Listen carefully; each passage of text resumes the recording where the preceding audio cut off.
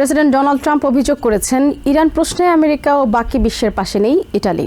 রবিবার সামাজিক মাধ্যমে দেয়া এক পোস্টে ইটালির এই অবস্থানকে অগ্রহণযোগ্য হিসেবে অভিহিত করেন তিনি।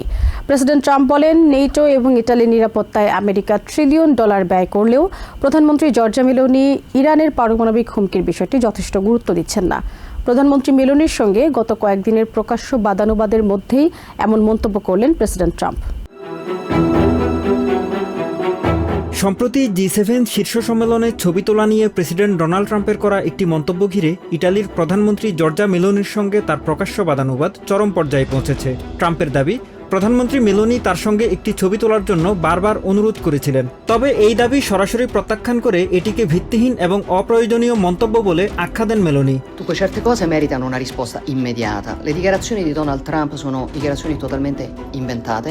এর সূত্র ধরে শনিবার প্রেসিডেন্ট ট্রাম্প অভিযোগ করেন, ইটালির প্রধানমন্ত্রী ওয়াশিংটনের সঙ্গে সম্পর্ক মেরামতের মাধ্যমে নিজ দেশে জনসমর্থন বাড়ানোর চেষ্টা করছেন। তবে এই অভিযোগ উড়িয়ে দিয়ে ট্রাম্পকে নিজের জনপ্রিয়তার দিকে নজর দেওয়ার পরামর্শ দেন প্রধানমন্ত্রী মেলোনি।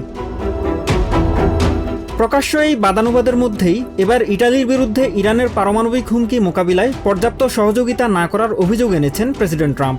রবিবার সামাজিক মাধ্যমে দেওয়া এক পোস্টে তিনি নেটো মিত্র হওয়া সত্ত্বেও দেশটির এমন অবস্থানকে অগ্রহণযোগ্য বলে মন্তব্য করেন।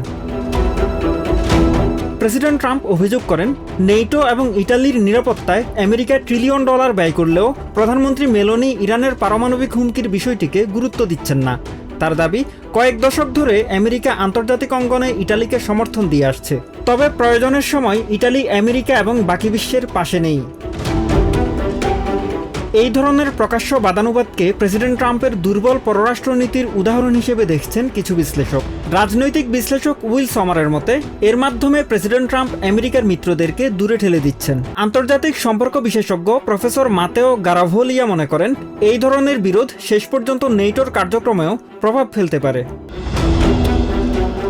Mahmudul Hasan, TVN 24 news desk. New York থেকে সম্প্রচারিত TVN 24 টেলিভিশন বিশ্বজুড়ে বাঙালির কণ্ঠস্বর।